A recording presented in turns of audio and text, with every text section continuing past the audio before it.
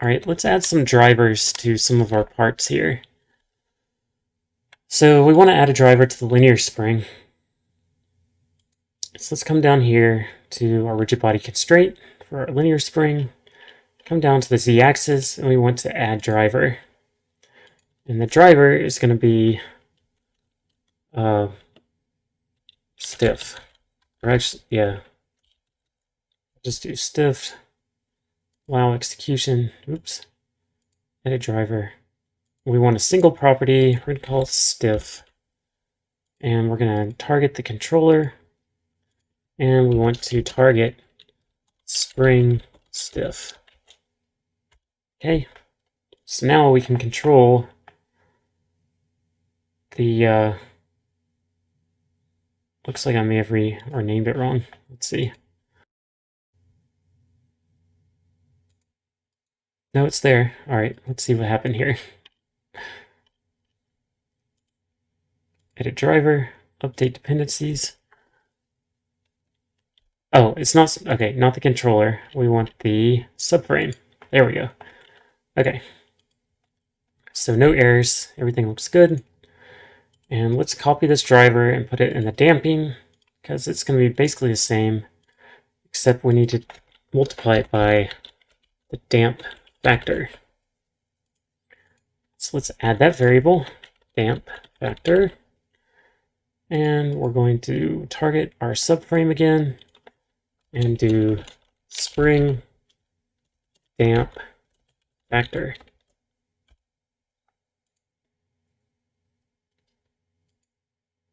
Spring damping factor.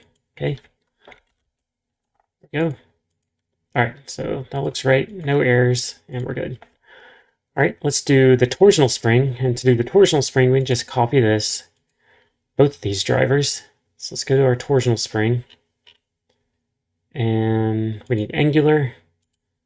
Let's paste that driver there. And let's copy this driver, the damping. Except we still need to edit it because we want, instead of spring stiffness, we want torsion stiff. That. All right, no errors. And same thing here, instead of spring stiffness, we want torsion stiff. And we want torsion damping factor. Like that. Okay, no errors. Looks like we're good. All right, let's go to the motor. And here we're gonna have to kind of set this up with a driver, add driver. And for the target velocity, we're gonna want negative speed times diameter divided by 2. All right, so we need two variables. And they're going to be single properties. So we want speed, and then we need diameter. And the diameter is going to be that of the wheel it's connected to, which we'll set up later. But let's go ahead and do the speed. So target the subframe, and we'll do 0 underscore target speed. And for the diameter, we actually want that to be a single property. And we want it to be, we'll just set it up as the motor for now. And we want it to be the scale dot y. Or it could be the scale dot z. So it's about a half a meter right now. Okay. All right, I actually messed this up. All right, this should be actually 2 times speed divided by diameter. Okay. All right, for that max impulse, I want to add a driver there. And this one's going to be absolute value of XL divided by 100, because it's a percentage, times torque.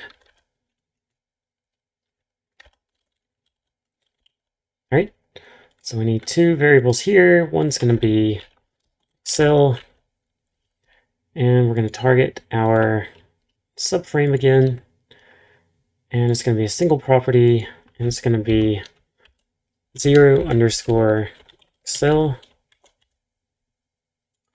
and we need another single property, which is going to be torque. Same thing, subframe and torque. There we go. No errors. And we're good. Now we can add a driver to our brake, max impulse. So let's add this driver. This is going to be brake divided by 100 times brake torque. So we need two variables here. We need brake, just going to be from our subframe, and it's going to be 0_brake, and we need brake torque, which is going to be also from our subframe, and it's going to be brake torque, like that. Okay. And let's see if we have any errors. We don't need that checked. And we don't have errors. All right, let's just copy this driver to here for our parking brake. We can edit that, and we can just make this parking brake. And we don't have any errors. Okay. All right. And that should be all we can, that's pretty much all we can set up right now.